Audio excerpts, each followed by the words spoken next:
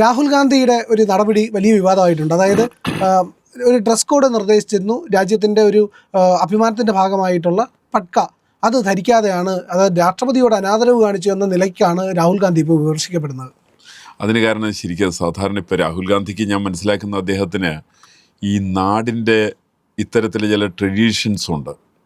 അതേപോലെ തന്നെ നമ്മൾ വിദേശ രാജ്യങ്ങളുമായിട്ടും അതേപോലെ തന്നെ ഉള്ള ചില ഡ്രസ് കോഡുകളെ സംബന്ധിച്ചുണ്ട്. ഈ ഡ്രസ് കോഡിനെ സംബന്ധിച്ചൊന്നും അദ്ദേഹത്തിന് യാതൊരു ധാരണയില്ല. അദ്ദേഹത്തിൻ്റെ ധാരണ അദ്ദേഹത്തിന് ഇഷ്ടമുള്ള മാതിരി വേഷം ധരിക്കാൻ അധികാരമുണ്ട്. അങ്ങനെ അധികാരമില്ല. അത് പാർലമെൻറ്റിൽ പ്രതിപക്ഷ നേതാവിനും ഇല്ല, മന്ത്രിമാർക്കും ഇല്ല, പ്രധാനമന്ത്രിക്കും ഇല്ല. അപ്പോൾ വേണമെങ്കിൽ സംശയം ചോദിക്കാം, ഇതിനകത്ത് എല്ലാവരും അങ്ങനെ ആയിരുന്നില്ലല്ലോ എന്നാണ്. പക്ഷെ അങ്ങനെ ആയിരുന്നില്ല. ഡ്രസ് കോഡ് എല്ലാവരും കൃത്യമായിട്ടുള്ള ഡ്രസ് കോഡ് ധരിച്ചു വന്നിട്ടുള്ള രാഷ്ട്രപതിയുടെ പരിപാടിക്ക്, റിപ്പബ്ലിക് ദിന പരിപാടിക്ക് ഡ്രസ് കോഡ് ധരിക്കാണ്ട് വന്ന ആൾ ഇദ്ദേഹം മാത്രമാണ്, രാഹുൽ ഗാന്ധി മാത്രമാണ്. അദ്ദേഹം അതിനകത്ത് ഈ സാധാരണ രീതിയിൽ അദ്ദേഹം ഒരു പൈജാമി ജുബയൊക്കെ ഇട്ട്, എൻ്റെ പൈജാമി ജുബയുടെ ഇടയിൽ കൂടി അദ്ദേഹം കയ്യൊക്കെ ഇട്ട്, സാധാരണ അദ്ദേഹം ചെയ്യുന്നത് അതിനകത്ത് 2 ഹോൾ അദ്ദേഹം ഉണ്ടാക്കി വെക്കും. ആ ഹോളിൽ കൂടി അദ്ദേഹം കയ്യിറക്കി വെക്കും. ഈ തരത്തിൽപ്പെട്ട ചില മണ്ടത്തരങ്ങളാണ് അദ്ദേഹം കാണിക്കുക. ഇങ്ങനെ ഡ്രസ് കോഡ് ഇന്ന് തുടങ്ങിയിട്ടുള്ളതല്ല, ചിരപുരാതനമായിട്ടുള്ള കാലം തുടങ്ങിയിട്ട് ഇപ്പോൾ ഇവൻ പഴയ കാലത്ത് നമ്മൾ ചിത്രം നോക്കിയറിയാൻ സാധിക്കും. പണ്ഡിറ്റ് ജവഹർലാൽ നെഹ്റുവും ഈജിപ്ഷ്യൻ പ്രധാനമന്ത്രിയായിട്ടുള്ള പ്രസിഡൻ്റായിരുന്ന നാസറുമായിട്ടുള്ള ചർച്ചയുണ്ട്. ആ ചർച്ചയ്ക്ക് ഇന്ദിരാഗാന്ധി പങ്കെടുക്കുന്നുണ്ട്. ഇന്ദിരാഗാന്ധി പങ്കെടുക്കുന്നത് കോൺഗ്രസിൻ്റെ അധ്യക്ഷ എന്ന നിലയ്ക്കാണ്. എന്നിട്ട് പോലും ആ പരിപാടിക്കകത്ത് ഡ്രസ് കോഡ് നിർബന്ധമാക്കിയിരുന്നു. അവർ ഡ്രസ് കോഡ് ധരിച്ചാണ് വന്നത്. ഇതിനെ സംബന്ധിച്ച്, രാഹുലിനെ സംബന്ധിച്ച് അദ്ദേഹത്തിന് ഡ്രസ് കോഡ് അറിയില്ല. ഇത്തരം ഡ്രസ് കോഡ് വേണമെന്ന് അദ്ദേഹത്തിന് നിശ്ചയമില്ല. അദ്ദേഹത്തിനോട് ആരെങ്കിലുമൊക്കെ പറഞ്ഞാൽ പറഞ്ഞ കാര്യങ്ങൾ ചെയ്യുന്ന അദ്ദേഹം വാശി പിടിക്കുന്നുണ്ട്. ഈ വാശി പിടിക്കാനുള്ള കാരണം ചില ബാലചാബല്യങ്ങളെ പോലെയാണ് അദ്ദേഹത്തിൻ്റെ പ്രവൃത്തി. ബാലചാബല്യം ഉണ്ടാകുന്ന സമയത്ത് എങ്ങനെയാണ്, കുട്ടികളെ സംബന്ധിച്ച് അവർക്ക് എത്ര പറഞ്ഞാലും മനസ്സിലാവില്ല. സമാനമായിട്ടുള്ള രീതിയിൽ സാമാന്യ ബോധമില്ലാത്ത ഒരു രാഷ്ട്രീയ നേതാവിൻ്റെ പേരാണ് രാഹുൽ ഗാന്ധി. അദ്ദേഹത്തിന് സാമാന്യ ബോധമില്ല. അതുകൊണ്ട് എന്ത് മണ്ടത്തരം വേണമെങ്കിലും കാണിക്കും. ഇപ്പം നമുക്കറിയാമല്ലോ, ഇത്തവണ ഇതിനകത്ത് റിപ്പബ്ലിക് ദിന പരിപാടിക്ക് അദ്ദേഹത്തെ ഇരുന്നത് 3ാമത്തെ റോയിലാണ്. ആ 3ാമത്തെ റോയിൽ അദ്ദേഹം ഇരിക്കുന്ന സ്ഥിതി എങ്ങനെയാണ്? അതുകൊണ്ടാണ് മല്ലികാർജ്ജുൻ ഖാർഗെക്ക് 1ാം സ്ഥാനം കൊടുത്ത്, ഫസ്റ്റ് റോയിൽ കൊടുത്ത്, ഇദ്ദേഹത്തിന് 3ാമത്തെ സ്ഥാനം കൊടുത്തേ. കാരണം ഇദ്ദേഹത്തെ സംബന്ധിച്ച് ഭാരതീയമായിരിക്കുന്ന പരമ്പരാഗതമായിരിക്കുന്ന ശൈലിയോട് ഇദ്ദേഹത്തിന് വലിയ പുച്ഛമാണ്. ഇദ്ദേഹം ധരിക്കില്ല. കാരണം അത് ധരിച്ചാൽ ഞാൻ രാഷ്ട്രപതി പറയുന്നത് അനുസരിക്കുന്നു. അപ്പോൾ രാഷ്ട്രപതിയെക്കാളും ചെറുതായി. ഇദ്ദേഹവും ഇദ്ദേഹത്തിൻ്റെ അമ്മയ്ക്കും ഇദ്ദേഹത്തിൻ്റെ സഹോദരിക്കൊക്കെ ധാരണയുണ്ട്, ഇവർ പ്രധാനമന്ത്രിയേക്കാൾ വലുതാണ്, രാഷ്ട്രപതിയേക്കാൾ വലുതാണെന്നുള്ള ധാരണയാണ്. അത് ഇന്ന് മാത്രം തുടങ്ങിയിട്ടുള്ളതല്ല. മൻമോഹൻ സിംഗ് പ്രധാനമന്ത്രി ആയിരിക്കുന്ന സമയത്ത് ആ മൻമോഹൻ സിംഗിൻ്റെ മുമ്പേ നടക്കുന്ന ആളായിരുന്നു അന്ന് സോണിയാഗാന്ധി. നമ്മൾ നിരവധി ചിത്രങ്ങൾ കണ്ടിട്ടുണ്ട്. കാരണം സോണിയാഗാന്ധിക്ക് പ്രോട്ടോകോൾ നിശ്ചയമില്ല. ഇന്ത്യൻ പ്രധാനമന്ത്രിക്ക് മുന്നേ മറ്റൊരാൾ നടക്കാൻ വേണ്ടി പാടില്ല. ഇവർ UPAയുടെ പ്രസിഡന്റാണ്. പക്ഷേ ഇത് ഗവനിക്കാതെ കണ്ട് ഇവർ മുമ്പേ നടന്ന് ഇന്ത്യൻ പ്രധാനമന്ത്രിയുടെ പുറകെ വരാൻ വേണ്ടിയിട്ട് കണ്ണുകൊണ്ടും കൈകൊണ്ടും കാലുകൊണ്ടും കാണിക്കുന്ന ഒരു സ്ഥിതി ഇവരുടെ പല ചിത്രങ്ങളിൽ നമ്മൾ കാണാൻ സാധിക്കാറുണ്ട്. വിദേശ രാജ്യങ്ങളിൽ ആളുകൾ വരുന്ന സമയത്ത് അവരോട് സംസാരിക്കുന്ന UPAയുടെ പ്രസിഡന്റ്, ആ UPA പ്രസിഡന്റ് സംസാരിക്കുന്ന സമയത്ത് അവിടെ കാഴ്ചക്കാരനാണ് ഇന്ത്യൻ പ്രധാനമന്ത്രി മൻമോഹൻ സിംഗ്.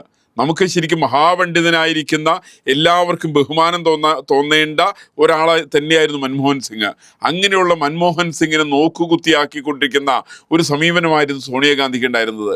അതുകൊണ്ട് തന്നെയാണല്ലോ പ്രണബ് മുഖർജിയെ കുറിച്ച് പറഞ്ഞിട്ടുണ്ട്. അദ്ദേഹം അക്കാലത്ത് ഇന്ത്യയുടെ ധനകാര്യ വകുപ്പ് മന്ത്രിയായിരുന്നു എൻ്റെ ധാരണ. വലിയ പണ്ഡിതനാണ്, വലിയ പുസ്തകത്തിൻ്റെ വായനക്കാരനാണ്. രാഷ്ട്രീയ പാരമ്പര്യം പ്രണബ് മുഖർജിയെ സംബന്ധിച്ചുണ്ട്. ആ പ്രണബ് മുഖർജിയെ പോലും അപമാനിക്കുന്ന കാര്യത്തിൽ സോണിയാഗാന്ധി മത്സരിച്ചിരുന്നു എന്നാണ്. സമാനം തന്നെയായിരുന്നു രാഹുൽ ഗാന്ധിയെ സംബന്ധിച്ചും. കോൺഗ്രസ് ഭരിച്ചിരുന്ന കാലത്ത് ഇന്ത്യൻ പാർലമെന്റിൽ അവതരിപ്പിക്കപ്പെട്ട ഒരു ബില്ലിനെ കുറിച്ച്, ആ ബില്ല് മനീഷ് തിവാരി ഇന്ത്യൻ പാർലമെന്റിന്റെ അടുത്തുള്ള പ്രസ് ക്ലബിൽ വന്നിട്ട് അത് വിതരണം ചെയ്യാൻ ശ്രമിക്കുന്ന സമയത്ത് മനീഷ് തിവാരിയുടെ കയ്യിൽ നിന്ന് അത് തട്ടിപ്പറിച്ചു വാങ്ങി കീറിക്കളഞ്ഞൊരു പാരമ്പര്യം രാഹുൽ ഗാന്ധിയെ സംബന്ധിച്ചുണ്ട്. എന്ന് വെച്ചാൽ ഇന്ത്യൻ പാർലമെന്റ് അംഗീകരിക്കുന്നതും അല്ലെങ്കിൽ സെൻട്രൽ ഗവൺമെന്റ് ഇറക്കുന്ന ഓർഡിനൻസുകളായാലും ഏതായാലും കൊള്ളാം, ഒരു സാധനത്തെ അംഗീകരിക്കുവാൻ താൻ ബാധ്യസ്ഥനല്ല എന്നാണ് രാഹുൽ ഗാന്ധി ധരിച്ചിരിക്കുന്നത്. കാരണം അദ്ദേഹം ധരിച്ചിരിക്കുന്നത് ഈ പറയുന്ന രാജ്യം പോലും തൻ്റെ കുടുംബാവകാശമാണ്, കുടുംബ സ്വത്താണെന്നാണ് ആ മനുഷ്യൻ ധരിച്ചു വെച്ചിരിക്കുന്നത്. അദ്ദേഹത്തെ തിരിച്ചറിഞ്ഞൂടാ. അദ്ദേഹത്തിന് തിരിച്ചറിയാൻ പാടില്ല. അദ്ദേഹത്തിൻ്റെ കുടുംബത്തിൻ്റെ ആണെന്നാണ് അദ്ദേഹം ധരിക്കുന്നത്. അദ്ദേഹത്തിൻ്റെ കുടുംബത്തിൻ്റെ അല്ല ഈ നാട്.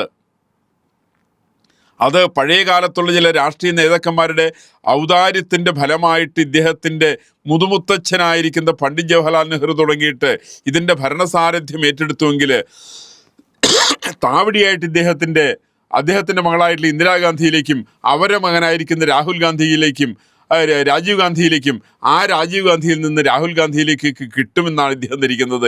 ഇതങ്ങനെ താവഴി കിട്ടുന്നതല്ല. ഇന്ത്യ ഒരു ജനാധിപത്യ രാജ്യമാണ്. ഈ ജനാധിപത്യ രാജ്യങ്ങളിൽ ചില ചട്ടവട്ടങ്ങളുണ്ട്. ഇവിടെയുള്ള ആളുകൾ മറ്റ് ഇതര രാജ്യങ്ങളുമായിട്ട് പെരുമാറുന്ന കാര്യത്തിൽ ഒരു കൃത്യമായിട്ടുള്ളൊരു പെരുമാറ്റ സംഹിതയുണ്ട്. ഇവിടെ ഒരു ഡ്രസ് കോഡ് നിലവിലുണ്ട്. ഈ ഡ്രസ് കോഡുകളൊക്കെ അംഗീകരിക്കില്ല എന്ന് പറയാൻ എനിക്ക് മനസ്സിലാവുന്നില്ല. ഇദ്ദേഹം എന്തിൻ്റെ അടിസ്ഥാനത്തിലാണ് ഇദ്ദേഹം പറയുന്നത് ഡ്രസ് കോഡ് ഞാൻ അംഗീകരിക്കില്ല എന്നുള്ളത്? അത് രാഷ്ട്രപതിയാണ് ഇദ്ദേഹത്തോട് പറയുന്നത്. കൃത്യമായിട്ടുള്ള നോട്ടിഫിക്കേഷൻ ഇദ്ദേഹത്തിന്, സർക്കുലർ ഇദ്ദേഹത്തിന് പോയിട്ടുണ്ട്, ഇദ്ദേഹത്തിന് കൃത്യമായിട്ടുള്ള കത്ത് പോയിട്ടുണ്ട്. ആ കത്തിൻ്റെ അടിസ്ഥാനത്തിലാണ് താങ്കൾ ഇന്ന് ഡ്രസ് കോഡ് ധരിച്ചു വരണമെന്ന് ഇദ്ദേഹത്തോട് പറഞ്ഞിട്ടുള്ളത്.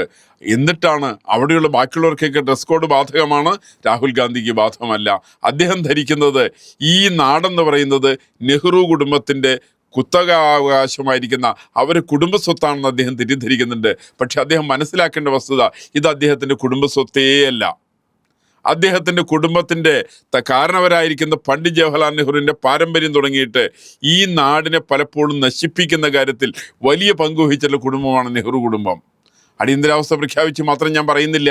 അതുമാത്രമായിരുന്നില്ല, ഇന്ത്യ സ്വാതന്ത്ര്യമായിട്ടുള്ള സമയത്ത് തിരഞ്ഞെടുക്കപ്പെട്ട സർദാർ പട്ടേലിനെ മാറ്റിക്കൊണ്ട് പ്രധാനമന്ത്രി പദം കരസ്ഥമാക്കിയിരിക്കുന്ന പണ്ഡിറ്റ് ജവഹർലാൽ നെഹ്റു തുടങ്ങിയിട്ടിരിക്കുന്ന മുഴുവൻ ആളുകളും നടത്തിയിരിക്കുന്ന ഈ തേർവാഴ്ചയുടെ തുടർച്ചയാണെന്ന് രാഹുൽ ഗാന്ധി ചെയ്തുകൊണ്ടിരിക്കുന്നത്.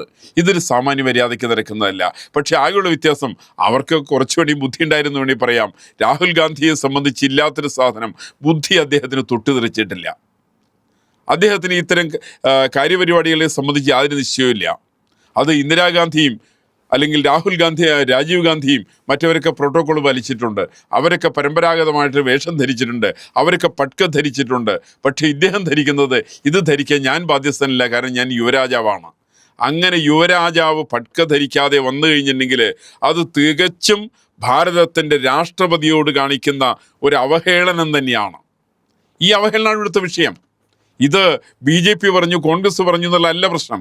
മറിച്ച് ഈ നാടിനെ അവഹേളിക്കാൻ വേണ്ടിയിട്ടുള്ള ഒരു ഇറ്റാലിയൻ പാരമ്പര്യത്തിൻ്റെ പിന്തുടർച്ചാവകാശക്കാരനായിരിക്കുന്ന സോണിയാഗാന്ധിയുടെ മകനായിരിക്കുന്ന രാഹുൽ ഗാന്ധി കാണിക്കുന്നത് രാജ്യവിരുദ്ധ പ്രവർത്തനങ്ങളുടെ പ്രത്യക്ഷമായുള്ള ഉദാഹരണമാണ്. അദ്ദേഹം പട്ക ധരിക്കേണ്ടതായിരുന്നു. പരമ്പരാഗതമായ രീതിയിലാണ് അവിടെയുള്ള മറ്റ് വിദേശ രാജ്യങ്ങളുടെ തലവന്മാർ പോലും ആ വസ്ത്രത്തിലെത്തിയ സമയത്ത് സ്വന്തമായിട്ടുള്ള വസ്ത്രത്തിലെത്തിയത് തികച്ചും അനൗചിത്യമായി, ഒരു അനാദരവായിട്ട്, രാഷ്ട്രപതിയോടുള്ള അനാദരവായിട്ട്, ഈ നാടിനോടുള്ള അനാദരവായിട്ട് തന്നെ വേണം നമുക്കിതിന് ഗണിക്കാൻ വേണ്ടിയിട്ട്. പ്രിയപ്പെട്ട പ്രേക്ഷകരെ, നിങ്ങൾ ഇന്ത്യ ലൈവിന് നൽകുന്ന പിന്തുണയ്ക്ക് നന്ദി. ചാനൽ സബ്സ്ക്രൈബ് ചെയ്യുക. സബ്സ്ക്രൈബ് ചെയ്യാനായിട്ട് ഇന്ത്യ ലൈവിൻ്റെ ലോഗോയിൽ ക്ലിക്ക് ചെയ്യുക. ചാനലിനുള്ളിലേക്ക് പ്രവേശിക്കുക. അവിടെ സബ്സ്ക്രിപ്ഷൻ ബട്ടൺ അമർത്തുക. ഒപ്പം ബെല്ലൈക്കൺ കൂടി അമർത്തിയാൽ നിങ്ങൾക്ക് കൃത്യമായി നോട്ടിഫിക്കേഷൻ ലഭിക്കും. ചാനലിലെ വീഡിയോകൾ ലൈക്ക് ചെയ്യുക, കമൻറ്റ് ചെയ്യുക, ഷെയർ ചെയ്യുക, മറ്റുള്ളവരോട് സബ്സ്ക്രൈബ് ചെയ്യാൻ പറയുക.